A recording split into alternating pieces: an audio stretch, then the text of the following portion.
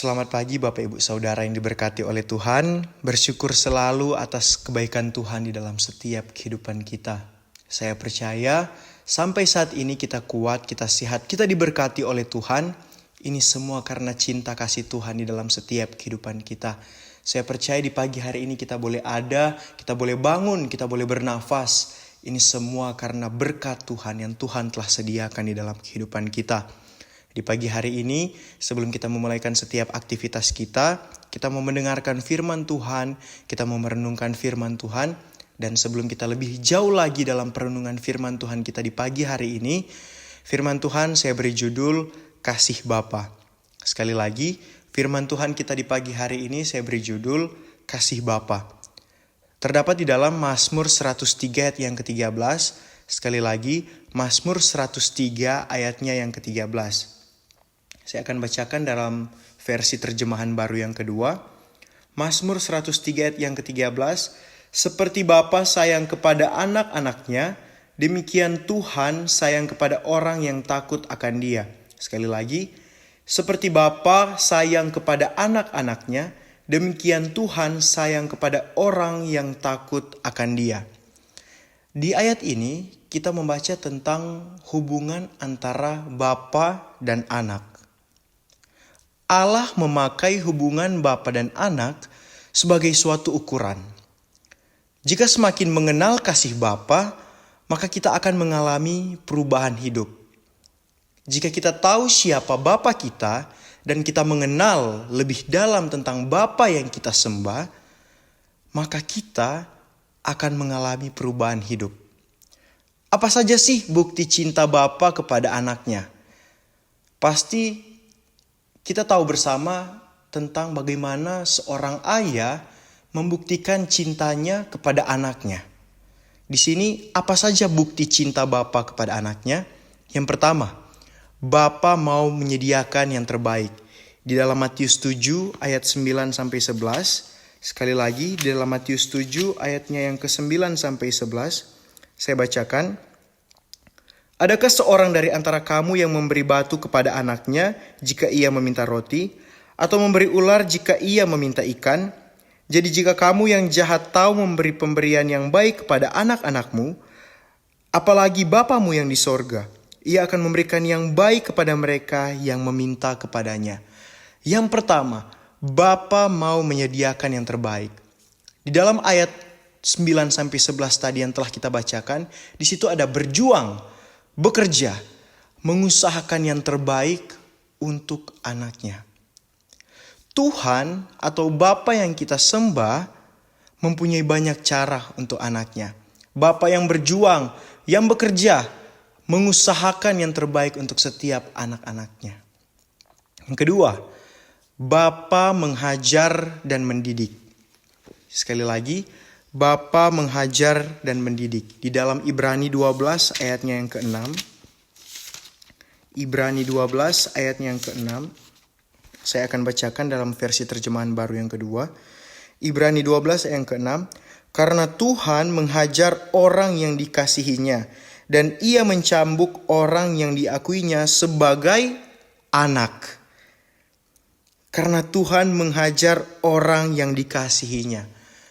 Tuhan menghajar orang yang dikasihinya. Sebagai anak-anak Tuhan, tentu saja saya dan saudara adalah orang-orang yang dikasihi oleh Tuhan. Karena besar cinta kasih Tuhan di dalam setiap kehidupan kita, jadi Tuhan menghajar anaknya supaya anaknya menjadi disiplin. Kita semua, saya dan Bapak Ibu Saudara, diakui Tuhan sebagai anak. Oleh karena itu Bapa menghajar kita supaya kita memperoleh kekudusan di dalam Dia. Mungkin apa yang Tuhan kerjakan di dalam setiap kehidupan kita, mungkin kita berpikir Tuhan ini tidak mudah Tuhan. Mungkin kita berpikir bahwa Tuhan apakah saya bisa melalui hal ini? Apakah saya bisa melewati ini? Tetapi kita harus ambil pemikiran bahwa ketika Tuhan menghajar kita sebagai anak-anaknya, bahwa Tuhan bertujuan untuk agar kita memperoleh kekudusan di dalam Dia. Agar kita sebagai anak-anaknya menjadi anak-anak yang disiplin. Yang ketiga, perlindungan yang terbaik. Pertama, kita tahu bersama bahwa Bapa mau menyediakan yang terbaik. Yang kedua, Bapa menghajar dan mendidik. Yang ketiga, apa saja bukti cinta Bapa kepada anaknya. Yang ketiga, perlindungan yang terbaik. Di dalam Amsal 14 ayat 26, dalam takut akan Tuhan ada sandaran yang teguh, bahkan ada perlindungan bagi anak-anaknya. Kita ambil kata-kata bahkan ada perlindungan bagi anak-anaknya. Sebagai anak Tuhan, Tuhan mau kita memiliki sikap yang takut akan Tuhan. Takut sebagai perasaan hormat, bukan takut sebagai perasaan, oh saya tidak ingin menemui Tuhan, saya tidak ingin berdoa kepada Tuhan karena saya takut kepada Tuhan. Bukan seperti itu, tetapi takut karena perasaan hormat dan takut karena perasaan kita mengagungkan nama Tuhan. Tuhan mau kita mempertimbangkan sesuatu di dalam Tuhan. Tuhan juga mau kita hidup benar. Pasti Tuhan sebagai Bapa ingin anak-anaknya untuk hidup dalam kebenaran. Dengan menghidupi firman Tuhan dan melakukan firman Tuhan. Hal ini mendatangkan sukacita dalam kasih Bapa. Tuhan mau kita mengerti betapa besar cinta Tuhan kepada kita. Sebagai Bapa, sebagai Tuhan, Tuhan mau kita sebagai anak-anaknya sadar betapa besar cinta kasih Tuhan di dalam kehidupan kita. Karena cintanya Tuhan di dalam kehidupan kita, sehingga Tuhan mau kita merasa aman. Karena apa? Karena perlindungan Tuhan di dalam kehidupan kita sungguh luar biasa. Di dalam setiap perjalanan kehidupan kita, di dalam setiap badai kehidupan yang kita lewati, di dalam setiap pergumulan yang kita hadapi akhir-akhir ini, kita harus sadar bahwa Tuhan memberikan perlindungan yang terbaik dalam kehidupan kita. Karena Dia adalah Bapa yang kita sembah, Bapa yang hidup, Bapa yang luar biasa, Bapa yang cinta kepada saya dan kepada saudara. Amin kebenaran firman Tuhan. Mari kita satu dalam doa. Terpujilah Engkau Bapa, Bapa yang kami sembah di siang dan malam, di dalam setiap waktu kehidupan kami. Kami bersyukur memiliki Bapa seperti Engkau. Kami bersyukur memiliki Allah yang luar biasa seperti Engkau, yang kami puji sembah di dalam nama Tuhan Yesus Kristus. Terima kasih Tuhan, di pagi hari ini Tuhan kami diingatkan kembali tentang betapa besarnya kasih Bapa di dalam setiap kehidupan kami. Tuhan yang selalu menyediakan yang terbaik dalam kehidupan kami.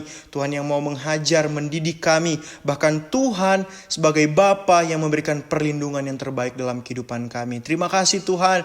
Kami percaya di dalam setiap kehidupan kami, Tuhan yang selalu berjalan dengan kami. Kami mau memulaikan setiap hari ini Tuhan, setiap aktivitas kami Tuhan. Kami mau Bapa yang selalu menjaga kami Tuhan. Apapun yang menjadi pergumulan kami Tuhan, kami serahkan semuanya ke dalam tangan-Mu.